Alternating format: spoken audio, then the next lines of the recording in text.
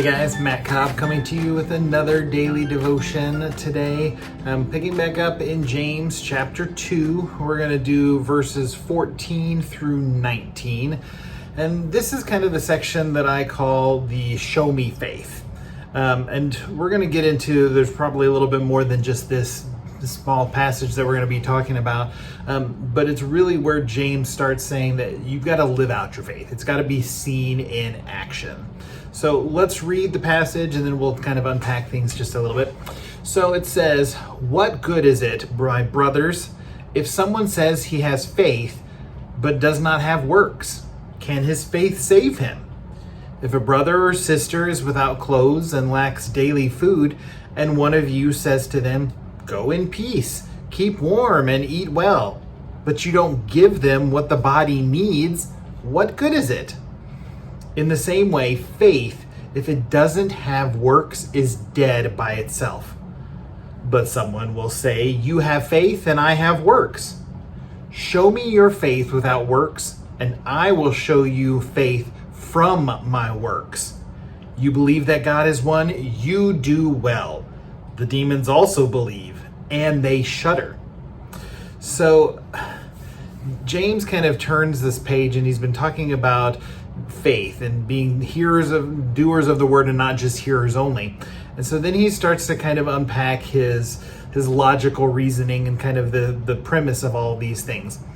And I think a key word in verse 14 that some of us may kind of skip over a little bit in this aspect of faith and works. And we're not saved by faith, but our saving faith is exhibited through our works. And so kind of this tug and war and this tension back and forth.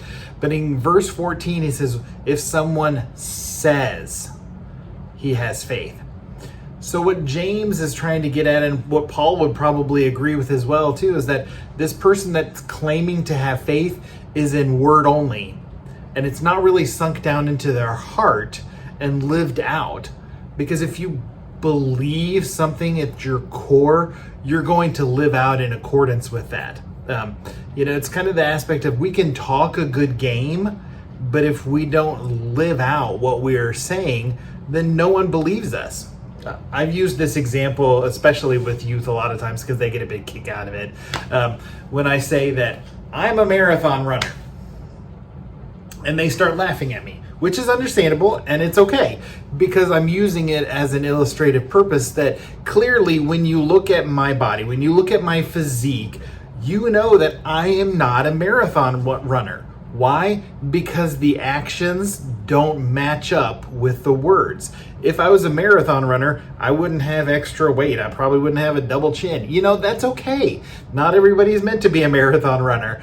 But just by saying that I'm something, if my actions aren't proving it's true, then my words mean nothing. And this is what James is saying, is that we can claim to have all the faith that we want, but if we're not actually living it out, then it's worthless.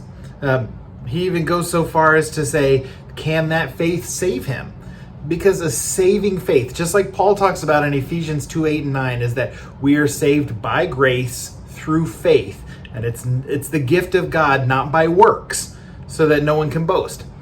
But then we often leave out Ephesians 2:9, which goes on that says that we are God's masterpiece. We are created by him for good works.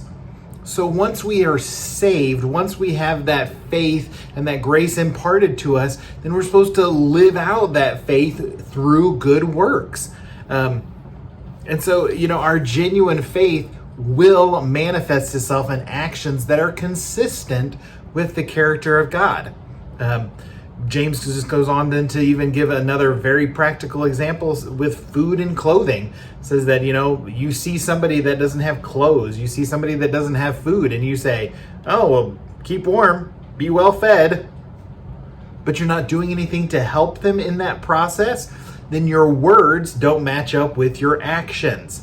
You're saying be warm and well fed, but you're not offering them any food, any clothing to help out with that.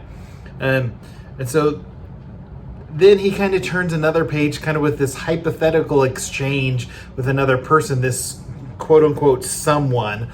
In verse 18, someone will say, You have faith and I have works. And so James then I feel like James may be from the state of Missouri, which is known as the show me state. Don't just tell me, show me. That's kind of the motto of Missouri. And so James says, that's fine.